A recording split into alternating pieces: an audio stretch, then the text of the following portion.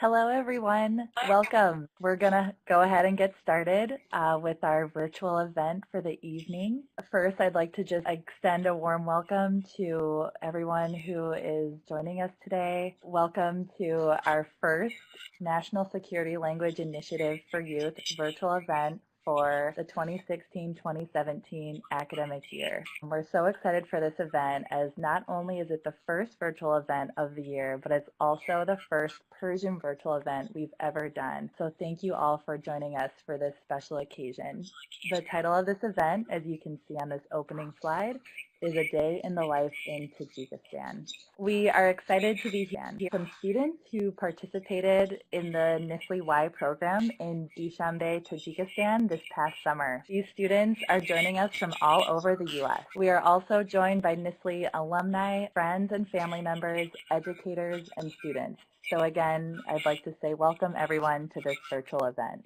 Speaking of who all is joining us for this event, we'd like to take a quick poll on your affiliations with the NSLI program. So please choose the option on the screen that best describes your connection to the NSLI program. We'll give you all about a minute to complete this, and then we'll display the results for all of us to see. Excellent. This is great. It looks like we have a number of you who are prospective NSLI participants. So a warm welcome to all of you. We'll be talking a bit about the application for the 2017-2018 NSLI programs. So we're very excited that you all can join us tonight. Okay, great. So just a brief overview. During today's event, our NSLI alumni speakers will present on different aspects from their summer programs in Tajikistan. We're looking forward to them sharing their valuable insights and observations about their host family life, Persian language learning, religion, and differences between American and Tajik culture. How this event will proceed is the NSLI-Y students will each take turns giving their presentations. During the presentations, the chat box on the bottom right corner of your screen will be open for any comments or questions you may have. We encourage lots of dialogue, and if the students can't get to your questions during their presentation, we'll make note of the questions and they can address them at the end during the question and answer session. I believe that's all we have on our end. So without further ado, I'll turn it over to your presenters, beginning with Josephine. Hi guys. Okay, so I will be talking about my host family, and then I'll be talking about some previous language experience that I have and how that relates to my learning in Tajikistan, as well as some of the basic class structure that we had during our program. So this is my host family tree. Obviously, I'm not going to go through the whole thing, but this is just kind of to show how crazily confusing family can be in Tajikistan. So the first day I was there, it took me forever to figure out who was whose child and what was really the structure of my host family. So actually everyone from the left of the third person from the right was in my host house at one point in time, and my host family does not have a huge house, so it was a really crazy living situation. And I'm an only child. I'm from Salt Lake City, Utah, and I'm an only child here. So it was really crazy to see what it's like to have kids running around all the time and see how different that is from what I'm used to. Okay, so these are my host parents. So my host father's name is Samad. He is a cook at a restaurant in Dushanbe, which is the capital of Tajikistan. And then this is my host mother, Olia, and she is a teacher at one of the universities in Dushanbe, and she teaches other people how to become teachers. And then this is their grandson, my host brother. His name is Muslim. He is turning 2 sometime in the next month. And then here's just another picture of him. And then this is my host sister-in-law. Her name is Sayora. She is in her 30s. So she works at a school in Dushanbe where a lot of ambassadors and diplomats send their children. And in this picture, she's cooking osh, which is the national dish of Tajikistan, and it's shown on the right here. So it's basically rice with some usually carrots and meat, and this one has some garlic in it as well. And then this is a picture of me with a few of my host siblings. So this is Leonora. She's 6 years old. This is Paria. She's 5 years old. She actually lives in London most of the time, but she was visiting her grandparents, my host parents, while I was living in my host house as well. And then this is Muhammad Ali, who just goes by Mama John, John being like a term of endearment that you add to people's names in Persian. And like I said, it was crazy just to hang out with them every day when I got home from class, and they were 3 of the sweetest kids I've ever met.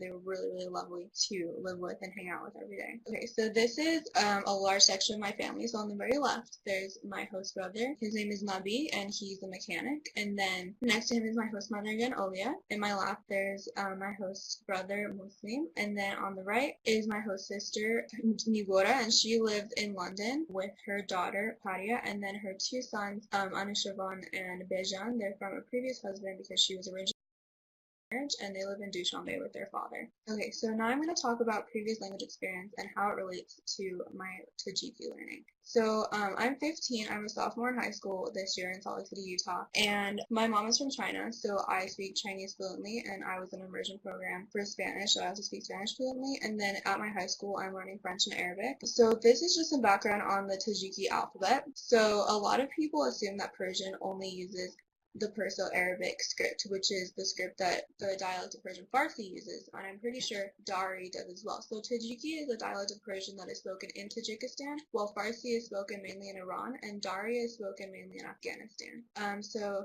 next here I have the Tajiki alphabet in the top right-hand corner, and that is actually based off of the Cyrillic alphabet, which is the alphabet that Russian uses and many other languages use. And Tajikistan uses the Cyrillic alphabet because it was at one point part of the Soviet Union. So that makes Tajiki a really great gateway language, I guess, because you speak Persian, so you could go into Farsi, you could go into Dari, but also because you're learning the Cyrillic alphabet, if you wanted to learn Russian or another language, the alphabet gives you a great chance because boost of knowing the alphabet.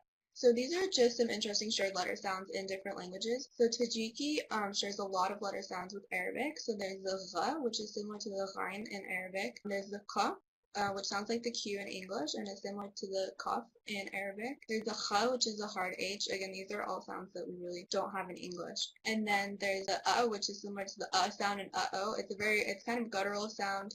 It's very hard to say correctly, so I won't make a fool of myself trying to say it perfectly. There's also the Spanish R, which is the soft R. So in America we say the R, but in Spanish and in Tajiki they say the R sound. German, there's the umlaut, so Tajiki they have the U. But a lot of Tajiks just pronounce that letter U. It just depends on where in Tajikistan you live. There's some differences. And then another letter that is shared is the J, which is used in Czech as well as in multiple other languages. I just chose Czech because my father's from the Czech Republic. So these are just some some similarities I found that really helped me with learning Tajiki, with learning pronunciation of the alphabet. It's a lot easier, I guess, for me to find similarities between different languages and then use those to pronounce words more correctly. So class structure in Tajikistan in our program. So we did a lot of reading and writing practice. We had 2 textbooks each that we brought over to Tajikistan, and then one of our teachers really liked stories, so she would print out stories for us and we would translate them, and the next day we'd come back to class and talk about what we'd read. We also did a lot of speaking practice with her. So we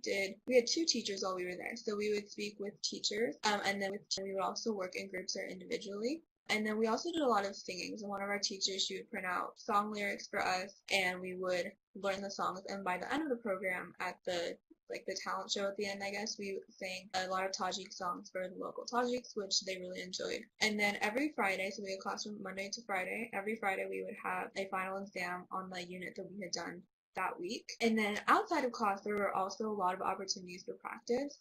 These included speaking with the host family. So when I got home from class, I would usually speak with my sister-in-law for a while. Also speaking with locals in the bazaar, on the street maybe, or just people that your host family introduces you to. Reading practice, for sure, that also ties in with the homework. We also had opportunities to go into bookstores and buy some books in Tajiki, which are a lot easier to find in Tajikistan, obviously, than they are in the U.S. There's virtually no access to Tajiki reading materials here in the U.S. Also, writing on your own. My host mom was a big fan of getting me to write like pages and pages for her so she could read through them.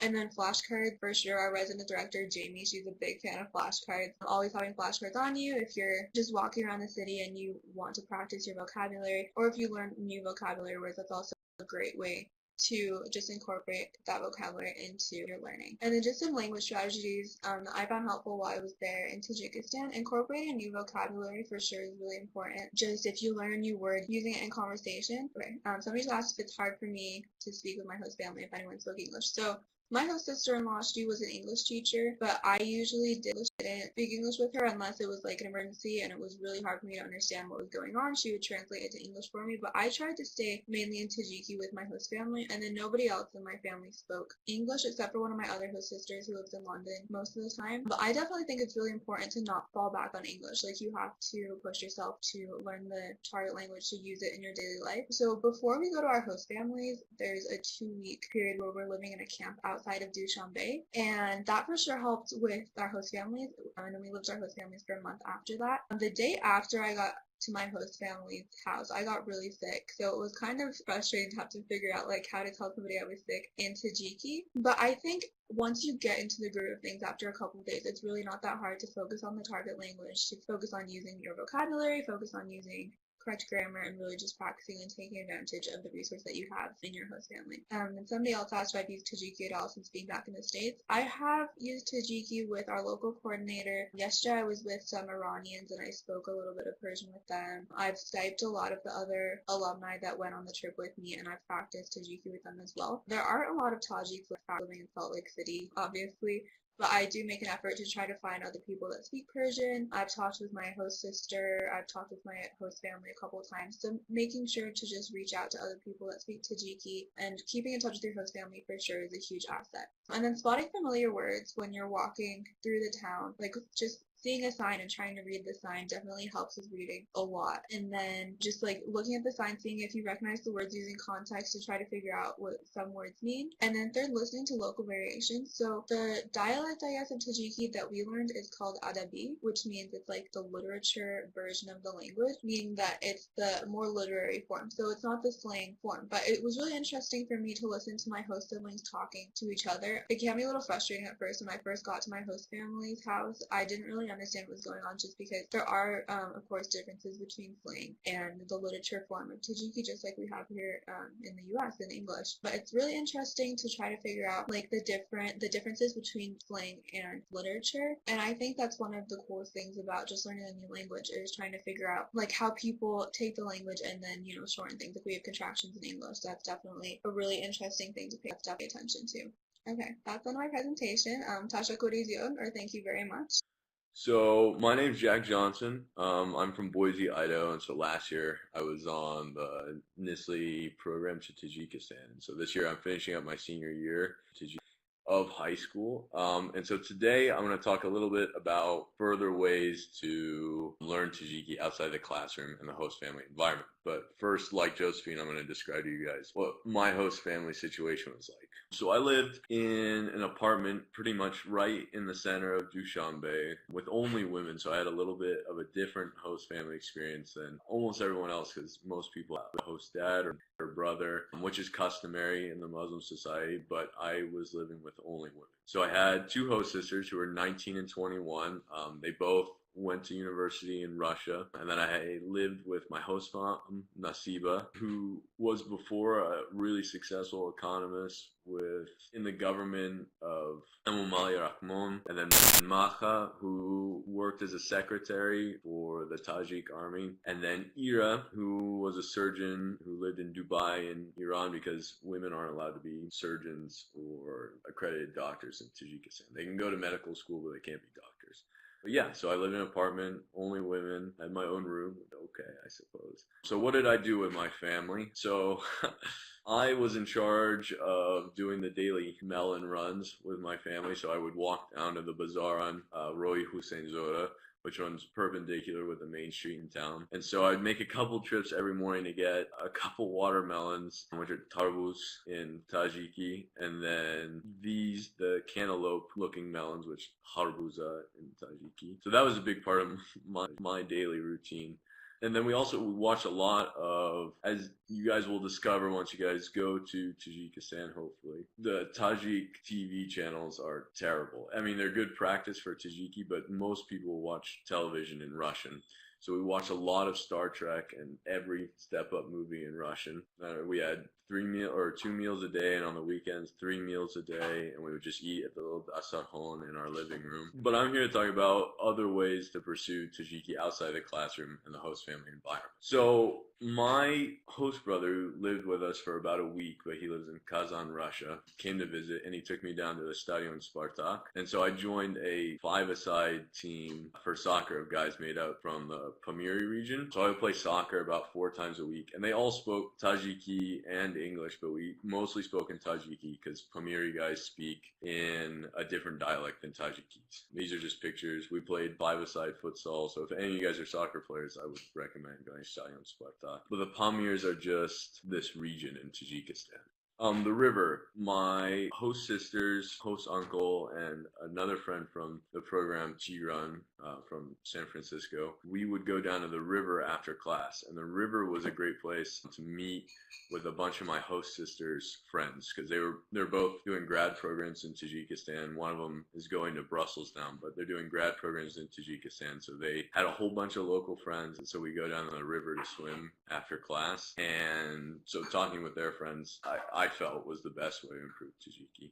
That's a picture of my friend and I. We also discovered a roller derby, my host sister and I. The roller derby was good for figuring out how to order things. You had to choose your shoe sizes, but that was a lot of fun as well. So something I found that helped me, my host family, when I wasn't around, spoke predominantly Russian, and the friends I met outside of class and outside my host family were mostly Afghan. And so I thought that the shared experience of not speaking awesome Tajiki actually improved mine, because we had to figure out simpler ways to get around talking to each other. So it was really good for basic practice, because you'll learn a lot of vocabulary from class and from being around your host family. But I thought speaking with people who weren't natives all the time was helpful to learning. But also I picked up a little bit on Dari, like Josephine was mentioning. Tajiki is incredibly similar to Dari and Farsi, which is spoken in Iran and Afghanistan. So it's kind of cool to explore different dialects. But tips, I would never speak anything but Tajiki with your host family, even if they speak English. Go out into Dushanbe.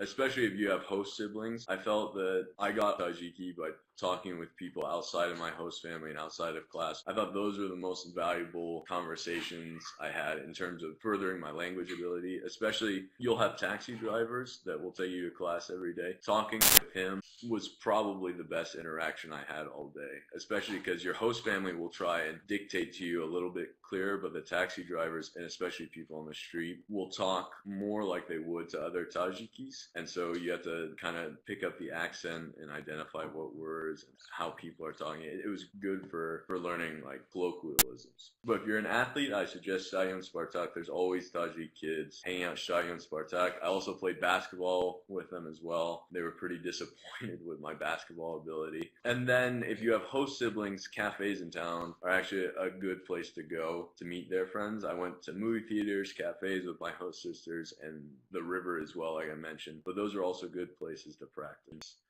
especially with ordering things. And, yeah. So next, Maisha Wall will present.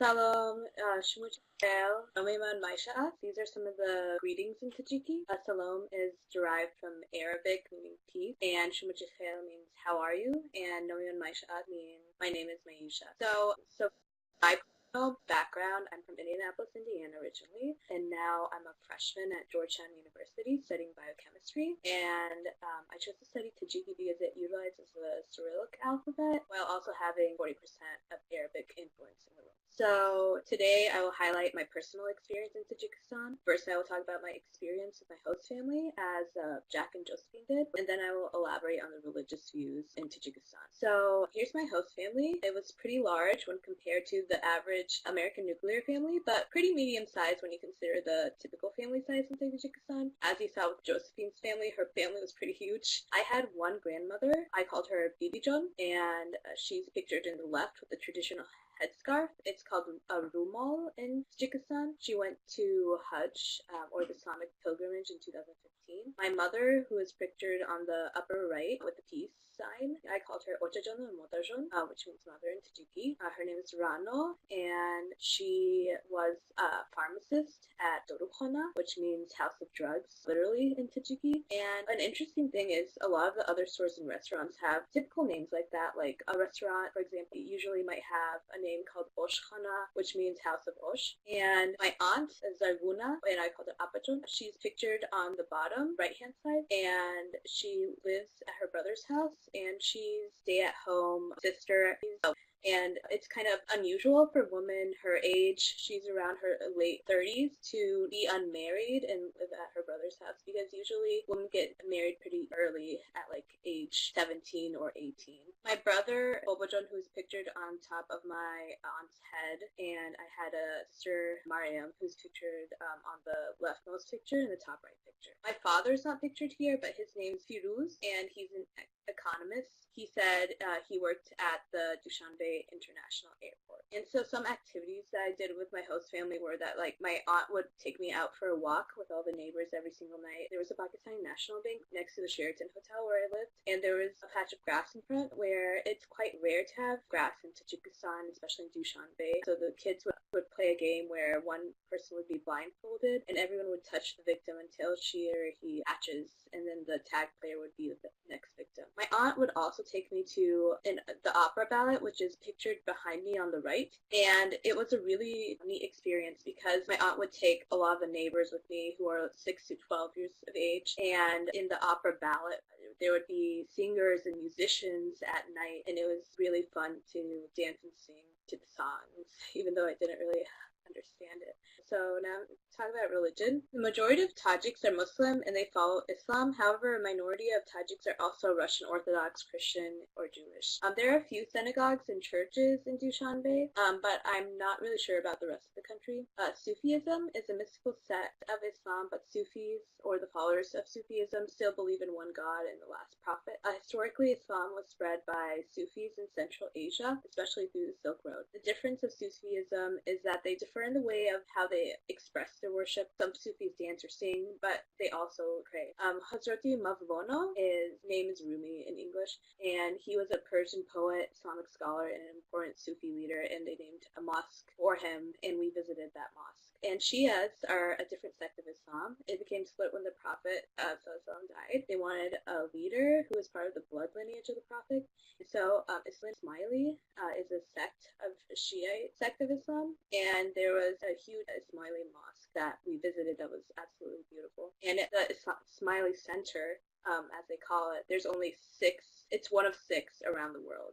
And Tajikistan's president, Emomali Rahman, he wants to fight extremism in Tajikistan, so he's implemented various laws, like women can only wear colorful clothing and traditional clothing for Islamic modesty, and not strictly black headscarves or black clothing. He restricted the length of beards, and he prohibited youth attending Friday prayers. However, these laws, they're not strictly enforced, but they're encouraged. When people think of Islam, one might think that Muslims adhere to following Islam the same way, but just like in any other religion, Muslims all follow Islam a different way. A lot of our host families followed Islam in many different ways. Some would pray, some wouldn't, some would fast, and some weren't religious at all. It just depended on what kind of host family you received. And another interesting thing about Tajikistan is that when I usually visit Muslim countries, they have the adhan or the call to prayer, but in Tajikistan, they actually prohibit the call to prayer there.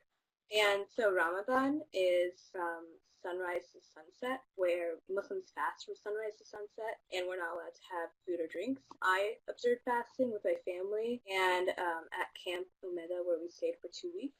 And finally, after Ramadan, it's Eid al-Fitr, and in Tajikistan and in other cultures, people say Eid Mubarak, which literally means blessed Eid. And for the kids, it's really interesting because it's kind of, I haven't experienced this when I visited Muslim countries. It's like Halloween there, where kids go house to house for candies and other goodies. And usually, my family, we visited a lot of neighbors during Eid, and we ate a lot. So now I'm going to hand it off to Sean. All right. Hi, everyone. My name is Sean. I'm from Arlington, Virginia, which is about 3 miles south of Washington, D.C. And I'll be talking about how life in Tajikistan is different than life in the States.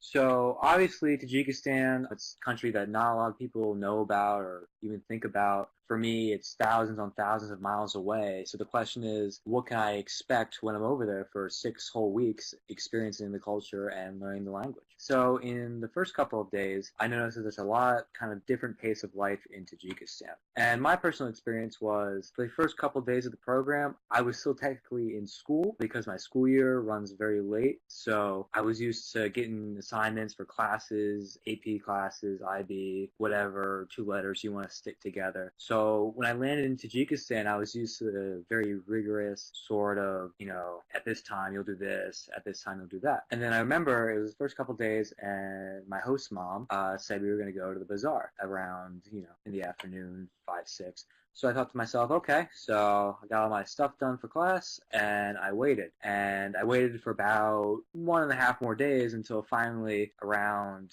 8-ish, 2 days later, we finally went to the bazaar, and it was wasn't a bad thing by any means, but it was kind of eye-opening. And you kind of saw that everywhere you went, because it wasn't, all right, guys, we've got to be here by this date at this time. It was a lot more laid back, and it was kind of relaxing, because you can kind of take your time, people talk to you on the street. It's much more of kind of a communal culture where not everyone is rushing around to be in a certain place.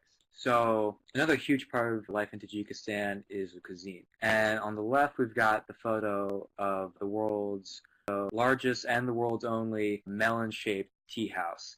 And Tajiks take their tea very seriously. It wouldn't be a regular day in my host family if I wasn't offered tea about 5 times. There's tons of different types of tea served just about everywhere. And on the top right, we have the sambusa, which I don't know how common it is, but it's kind of like a meat pocket. You've got meat inside of kind of a crusty bread filling.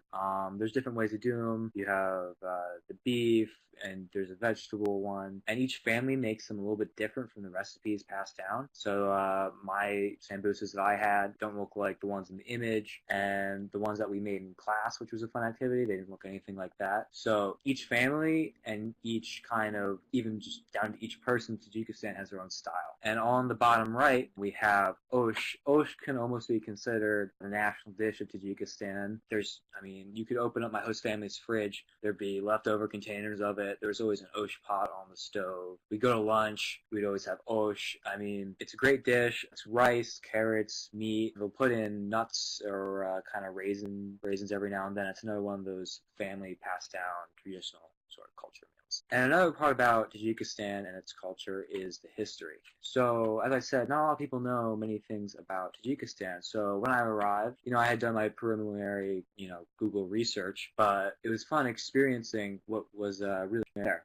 So this right here is Hisor Fortress, and this was maybe half an hour outside Dushanbe, which is the capital city where we stayed. And this is actually where Genghis Khan ruled over all of Central Asia. So it was kind of neat that you could walk in and even on the fort and experience the history that was kind of surrounding you, and realizing that a legendary empire was ruled right from where you were standing. And the history story continues into the Soviet era. This was in an old Soviet hospital that was used during World War II to treat injured soldiers. And this is kind of a stained glass mural with the red flag and the horse. And these days it's used as a hotel. And we got a tour of the building. And it was kind of interesting seeing the history that's still present in Tajikistan from the Soviet and Russian era. And another shocking thing about this, or maybe not shocking, but surprising, was sort of the different view of the Soviet era of Russia over there. Because in the States, we've got movies on movies where the Soviets or the Russians are portrayed as the bad guys. But in Tajikistan, the country wouldn't be where it is now unless it was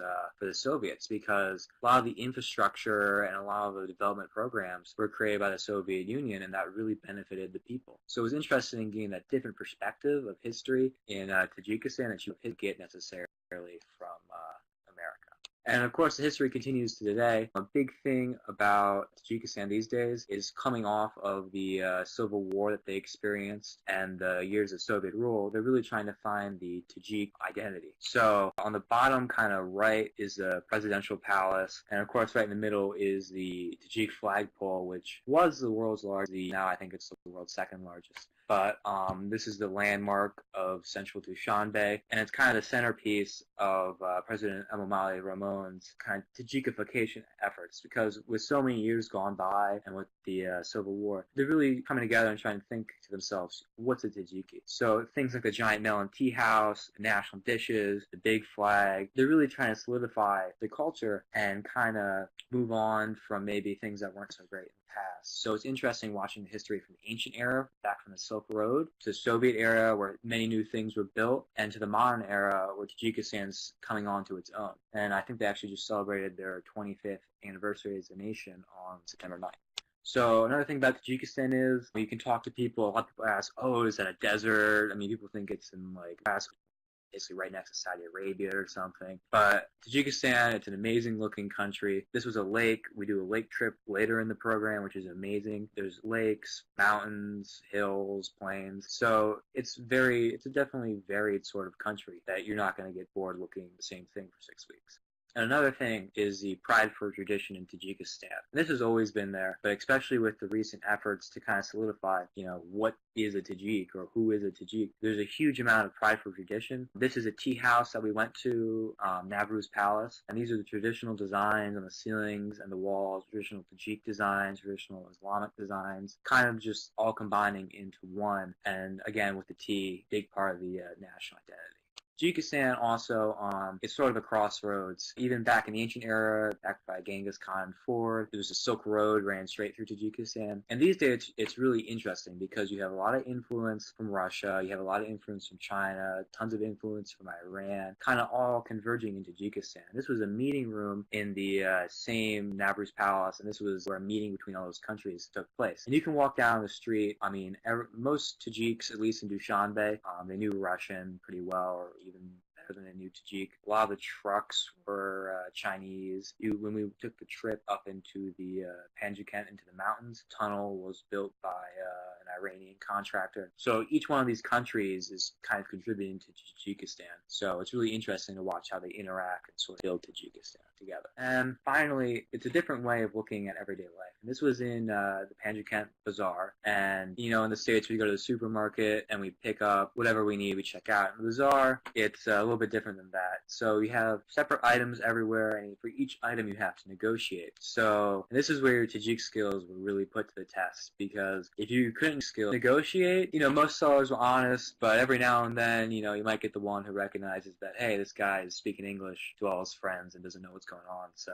you're charged a couple extra simoni. And in the bazaar, you're negotiating simoni by simoni, and even walk down the street, you talk to people in Tajiki. Your taxi drivers, as Jack was saying, you talk to them in Tajiki. The families, the whole interaction with the families. My host family was a little bit different. I had a stay-at-home mom, and my host sister, my host dad would go out to work. So that was all Tajiki there. And if you didn't know Tajiki, or you were just kind of there for the vacation or anything, you were going to have a hard time even experiencing or walking around Tajikistan, because it's not like, I know a couple of people have been to Europe where a lot of people speak English, or you can get around just by using English. In Tajikistan, it's only Tajiki. In Dushanbe, a lot of people know Russian, but it's more Tajiki these days than Russian. And this was even better than practice in the class, because once you got out there, I knew my neighbors well. When I waited for the car, I would talk to people. So it was a great way to practice the language and become even more immersed in the culture. And that's about it for my part of the presentation. So if there's any questions, just stick them below in the chat box. Thank you so much, Josephine, Jack, Maisha, and Sean, for your fantastic presentations. You gave us such excellent insight into your lives in Tajikistan and what you learned from your NSLI program. We're so impressed and thankful for all that you shared. Audience members, we'd like to open it up to you. Please feel free. There's been an excellent discussion already happening in the chat box. Please feel free to go ahead and continue typing your questions in the chat box. And at this time, I'd like to invite our 4 presenters to turn their cameras back on, and we're going to go ahead and switch into discussion mode and we have about 15 minutes for the Q&A. I guess we could answer questions as they pop up.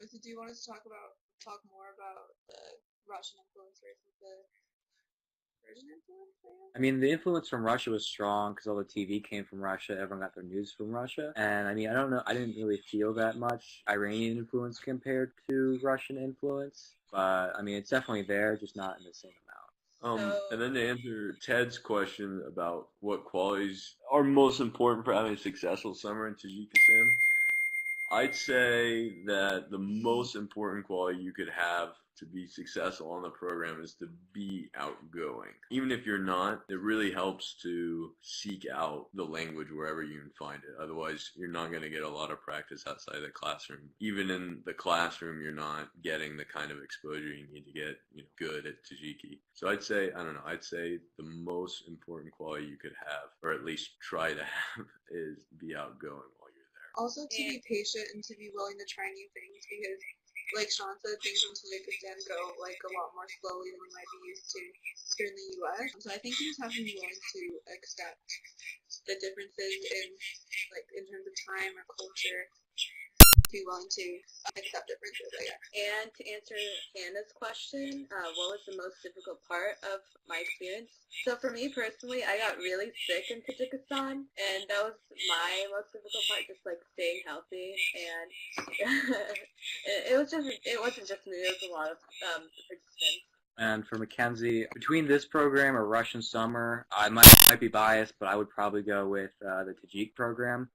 Because you're in the capital of Tajikistan, you go up into the mountains, you can do different trips, you can really experience it more. I obviously haven't been on the Russian program, but it seems, in my opinion, that the Russian program, you're kind of stuck in a smaller Russian city. A lot of people in the Russian program, they write about how they really like sitting in their family's garden. So, I don't know, that's just what I've seen. But in Tajikistan, I feel like you get out more and you can really experience more of the country. And then to answer Jason's question, none of us spoke any Tajiki at the beginning of the program. And then to answer Steven's question, so Farsi is so Farsi is like if you are an American speaking English, that's what Farsi sounds like to people. And then if you're an American and this is a hard analogy to bring, but so if I was a Tajiki speaker speaking to you, Steven, a Farsi speaker, me speaking to you would sound like, in English, a Scot speaking to an American, and the Tajik being the person from Scotland. And so there's a lot of intelligibility. Farsi words differ, and the structure of the language is different, but there's a lot of mutual intelligibility between the two languages. They're very similar, and Dari and Tajiki even more so. So, like I said, I had a couple Afghan friends, and I could understand pretty much whatever they were saying in Dari, as long as within my vocabulary in Tajiki. To answer Ted's question about the Arabic program, I actually had a really hard time. This might answer some other questions about choosing the Tajiki program over others. I had a really hard time choosing between Tajiki and Arabic. But I eventually chose Tajiki because I thought, maybe I'll have a chance to go to an Arabic-speaking country in the future on my own, but I feel like it's so much harder to get to Tajikistan. And also, I'm planning on applying for the Arabic Academic Year Scholarships, and NSLI-Y offers summer scholarships and academic year scholarships, and currently there's no academic year program for Tajiki. So I am thinking about trying out the Arabic program in the future, but I just chose Tajiki because it was such a unique program, it's such a unique country, and I thought it would be really interesting to see what that was all about. And to answer Taylor and Grace's questions, so from the program, I've taken away, I guess, mostly just learning the culture of Tajikistan, and I actually also learned more about myself in the program, and I think that I'll use Tajiki not as an everyday basis, but just communicating with my host family and hoping to study Tajiki in some other way. Yeah, I mean, Tajiki it's great for talking to your host family, and you can communicate back and forth with them, and it's also kind of a jumping point for other Persian kind of studies. As Jack was saying, Farsi and Tajiki, it's kind of weird. I tried talking some Tajiki to Farsi speakers. There's just kind of some weird looks and sort of nods. But it kind of sets you on the path, at least for me, because there's a big demand for Farsi speakers and Persian speakers of all kinds. So I think that's what I took away from the program. To answer Thomas's question, for me, Dushanbe doesn't give a big city vibe compared to other big cities around the world, but compared to like little cities around Tajikistan, it definitely does. So we went to Panjikent, which is a 5-hour drive away from Dushanbe. We went there for a weekend excursion, and I think you don't notice the differences between Dushanbe and another city until you step out of Dushanbe. Panjikent definitely had a different feel to it. So Dushanbe doesn't necessarily have a big city vibe, but you can definitely tell that it's the capital city versus other towns that you might see around Tajikistan. I think, Jack, your photo of the river kind of had downtown all in it. So Yeah. No, it's not a booming metropolis. It's not very big at all. And then for Jason's question, we didn't get dropped in Tajikistan with no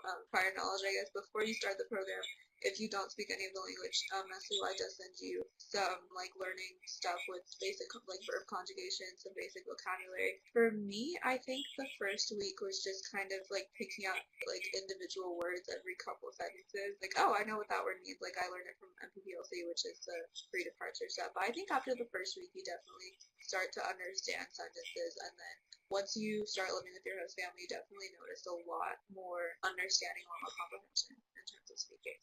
And then the answer. To answer Roger's question. No, go ahead, Maisha. Roger's question. Yeah. Okay. Thanks, Jack. The pronunciation isn't that difficult. I know one of the participants, one of my friends, she struggled a little bit, just like some of the deep throat sounding. Caitlin, this is for you. Sorry. But yeah, Caitlin, for you.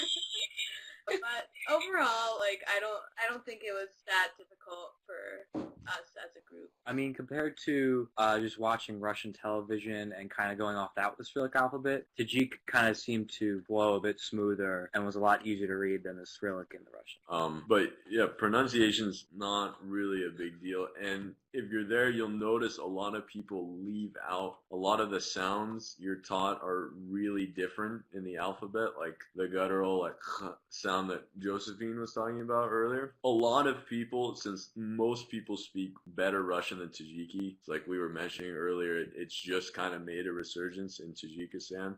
A lot of people still leave out a lot of the sounds that are more traditionally associated with Persian languages. Especially, maybe not so much your host family or your teachers, you won't notice it as much. People in the city who generally speak Russian on a daily basis, it's pretty easy to understand. The pronunciation isn't really an issue.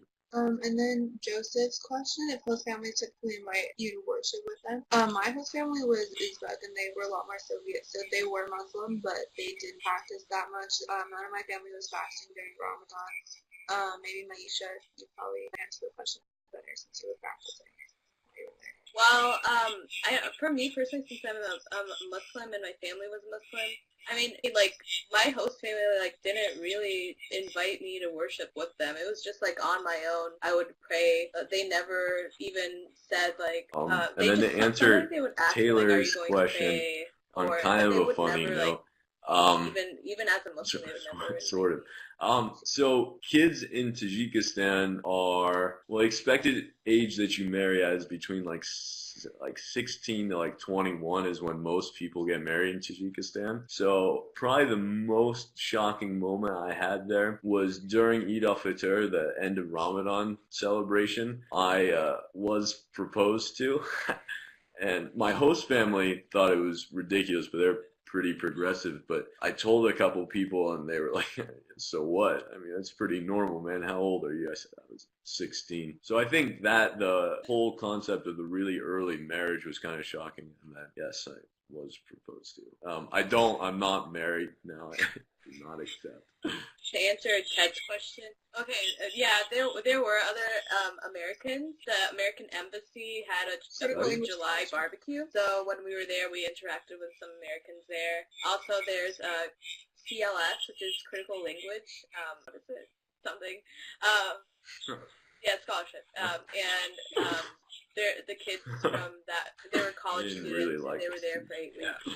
But we didn't it was like, it seemed like in downtown Dushanbe, like a lot of coincidental like bump-ins with a lot of people that were from the U.S. I mean, because I'd be out with my host family and be like, oh, hey, saw you at the embassy thing or whatever. But it's a smaller city. Really interesting the community, I guess, of Americans in Tajikistan. They're definitely the people that have been living there for a long time. They're definitely like a really tightly knit group, I guess. Like most of the Americans in Tajikistan know all the other Americans, especially our resident director Jamie. She knows like everybody in Tajikistan. So it was really interesting to see like the other Americans there because there's people there are still living there that we keep in touch with in Tajikistan that are American. And host family-wise, everyone was in Dushanbe. A couple of us, I was in the city center. I know, Jack, you were in the city center. A couple of people were farther out. I don't think it was more than like half hour out at max, I think. No one's outside of Dushanbe because Dushanbe is kind of the place to be for everything, so. In terms of major cultural differences, I don't think there's anything very huge. I mean, there's like subtle things. Some families that are more religious or more traditional, you might not want to touch anything with your left hand. Or pointing your feet at anybody. That's a big thing for some families.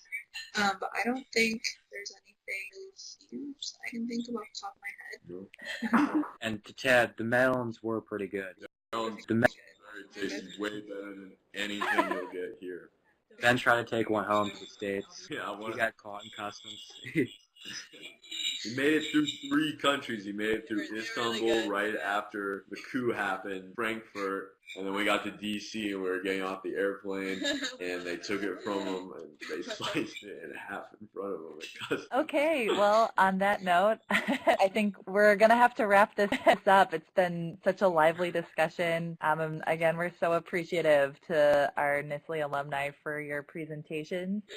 Before we go, I'm going to go ahead and switch the screen back to the screen sharing mode. We just wanted to end with a few great resources with you all. So the first we just wanted to bring attention to is, of course, the NSLI-Y website. This is where you can learn more about the NSLI program, including how to apply. The application for the 2017-2018 programs is now available, and completed applications must be submitted by October 27, 2016 at 4 p.m. Eastern Time. You can visit that website listed in the PowerPoint for more information and for the complete application. The next resource listed on that screen is NSLI-Y Interactive, which showcases the language learning and cross-cultural experiences of NSLI-Y students and alumni through their stories and multimedia. We'll be posting the recording of this virtual event within the next week on NSLI-Y Interactive, so anyone who is not able to attend can still enjoy these presentations. And just an